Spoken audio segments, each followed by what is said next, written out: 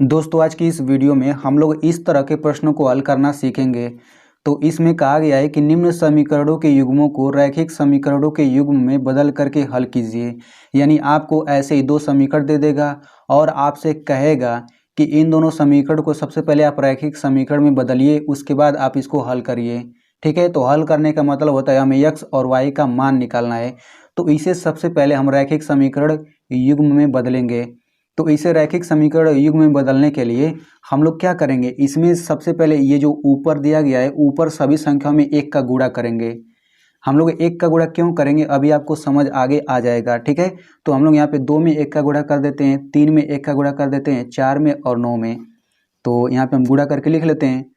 तो यहाँ पे ये हो जाएगा 2 गुणा 1 बटा रूट एक्स, फिर प्लस यहाँ पे 3 में ऊपर गुणा कर लेते हैं तो 3 गुणा 1 बटा रूट वाई बराबर 2।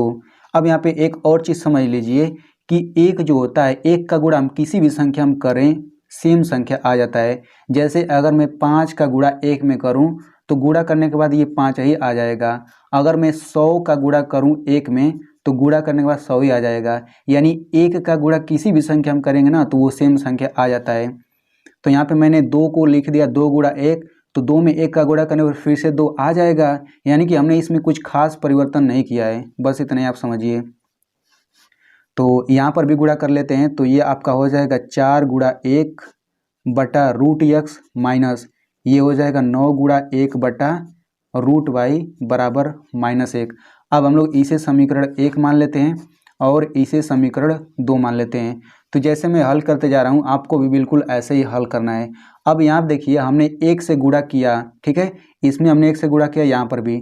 तो आप यहाँ पे अब देख सकते हैं कि 1 बटा रूट एक्स यहाँ पर भी है और 1 बटा रूट एक्स यहाँ पर भी है। यानी कि हमने 1 से गुणा इसीलिए किया ताकि ये कुछ मैचिंग मिल सके, यानी कि सेम मिल सके। तो यहाँ पर 1 बटे रूट एक्स है और यहाँ पर भी 1 बटे रूट एक्स है, तो हम लोग इसके बराबर कुछ मान सकते हैं। तो हम लोग मान लेते हैं, माना 1 बटा रूट एक्स बराबर हम लोग m मान लेते हैं। ठीक है, अब यहाँ पे देखते हैं कुछ मैचिंग कर रहा है, तो यहाँ पर भी मैचिंग कर रहा है। 1 बटा रूट वाई यहाँ पर भी है और 1 बटा रूट वाई यहाँ पर भी है, तो यहाँ पर भी हम कुछ मान लेते हैं।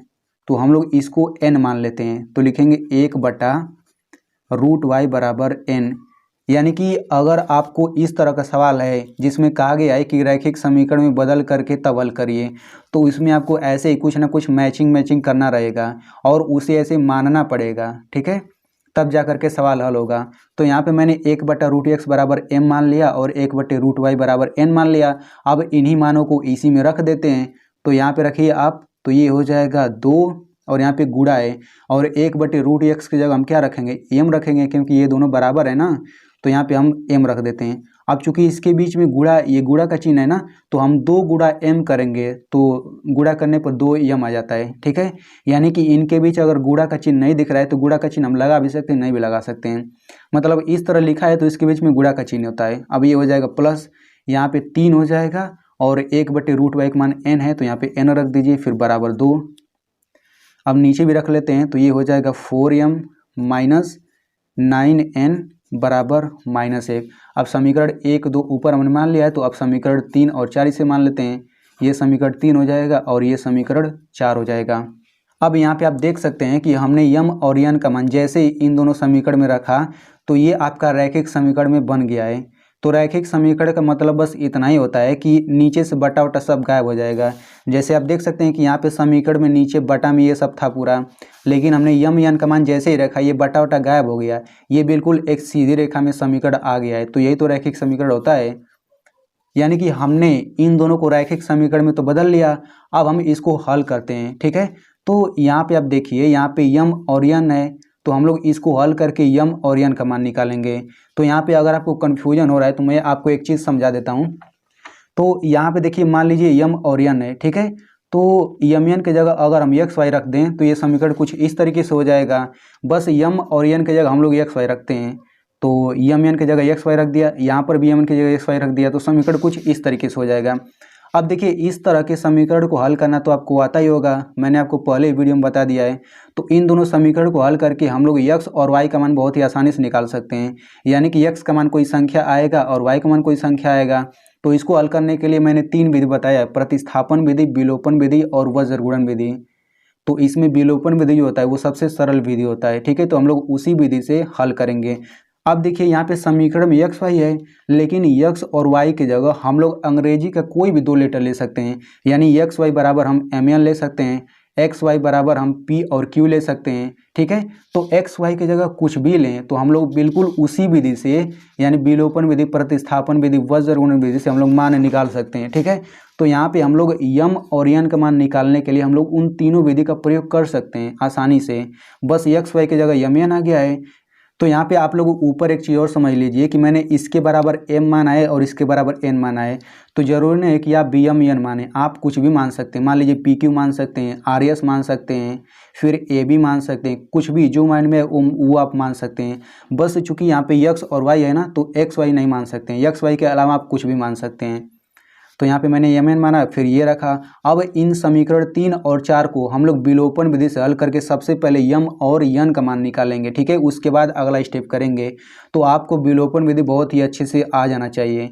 तो अगर आपको विलोपन विधि आता है तब तो अच्छी बात है, अगर आपको नहीं आता है तो मैंने बहुत ही सरल तरीके से समझाया हुआ है, उसका लिंक मैं यहाँ पे दे दूंगा, आप वहाँ से उसको देख सकते हैं। तो हम लोग समीकरण 3 और 4 को विलोपन विधि से हल करते हैं, ठीक है।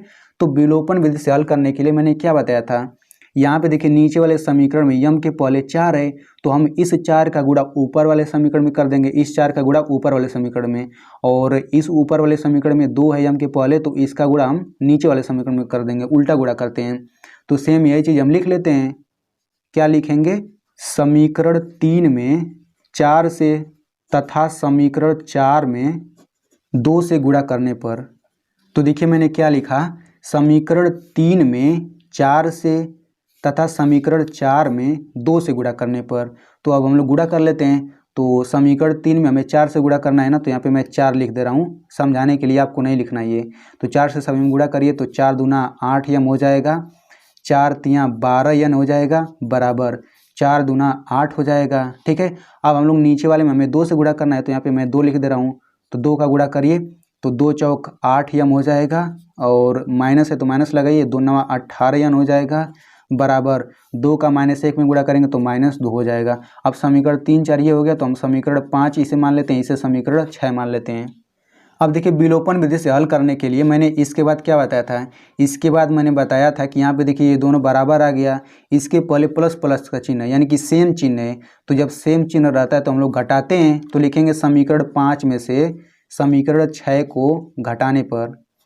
तो समीकरण 5 में से 6 को घटाना है, तो हम समीकरण 5 को ऊपर लिख लेते हैं, 8 यम प्लस 12 यन बराबर 8, और समीकरण 6 को हम लोग नीचे लिख लेते हैं। तो ये हो जाएगा 18 यन बराबर -2। तो जब भी घटाते हैं तो चिन्ह बदल जाता है, यानी कि प्लस वाला चिन्ह माइनस हो जाएगा, माइनस वाला चिन्ह प्लस हो जाएगा। तो यहाँ पे प्लस यन है तो ये -8 यन हो जाएगा, यहाँ पे माइनस है तो प्लस हो जाएगा, यहाँ माइनस है तो प्लस हो जाएगा। अब हल कर लेते हैं तो ये कट जाएगा, यहाँ पे 12 यन में प्लस 18 यन जोड़ना है, तो कितना हो जाएगा, 8 2 10, 2 1 3, यानी कि 30 यन हो जाएगा। इसको जोड़ेंगे तो 8 2 10 हो जाएगा।